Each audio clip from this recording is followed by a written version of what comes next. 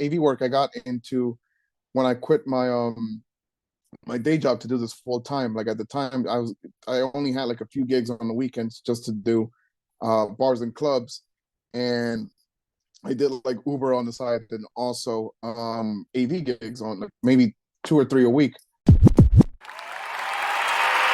I also did corporate audio visual, so I learned how to I used to be the guy that used to come into like hotels, fancy hotels, big auditoriums, and they used to show us a floor plan. They used to say, we want X amount of subs here, X amount of speakers here, and we want them daisy chained, or we want we want an Ethernet from X room to this other room at this conference. So doing that for a lot of years, I learned speaker placement, speaker like how much it shoots out. I can't think of the words right now for some reason.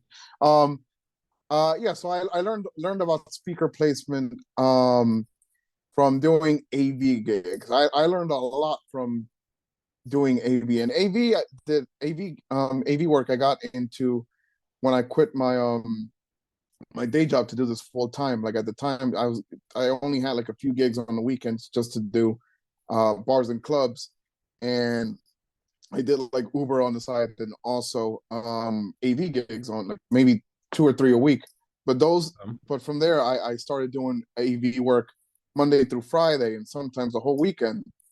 And just doing that type of work has shown me a lot about audio, speaker placement, and also showed me how little DJs and musicians know about sound. That too. Like I thought I knew sound when I first started out. I'm like, oh yeah, I got experience. I'm getting into this. I did have experience. I did know some things, as any DJ does as far as sound. But when you actually start getting into the science behind it, you realize DJs and musicians don't know jack shit about sound.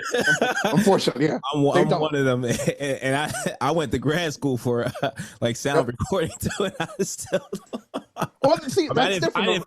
I didn't finish, but I entered grad school for it. But yeah, I know a little bit, but yeah, I don't know the science. But that's different. Recording is completely different than at a live setting. So I'm sure you did learn something from that.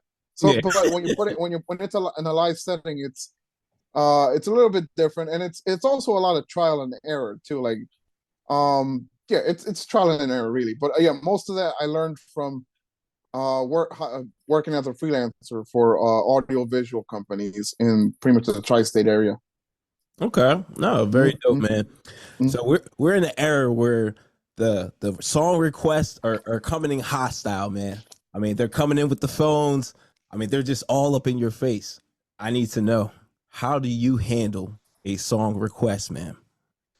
So, all right. So request, I used to see that a lot more when I used to do bars and clubs. At weddings, not so much. And it could be just because the times have changed, or I think I just got better at reading the room, if you will. Like I don't know. I rarely get the phone in front of your face and like, play this right now. I kind of already assume that's what they're going to ask for three songs before they even come up to me. So I already took care of their request without them asking, if you will. So yeah, I like they say, you keep one ear in your booth and one ear out on the dance floor, or in this case, your eyes. So I try to pay attention on, like every DJ does, just reading the room. I try to pay attention to who's in the room, and seeing what I think they would react to, and then that way I don't get that many requests. So I'm fortunate enough, I guess, where I don't have the phone in front of your face most of my gigs. But if I do, if that is the case, if I'm bombing a set and I'm not playing what the crowd wants and I'm getting that phone every second, I just tell them, we'll play it I'll play it eventually. That's it.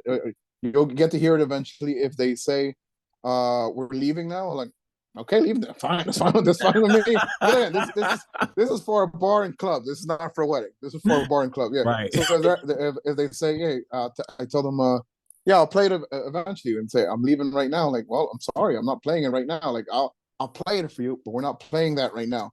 I'm not playing Mr. Brightside at a bar at 10 at peak hour, you know, like we're not doing it. Right.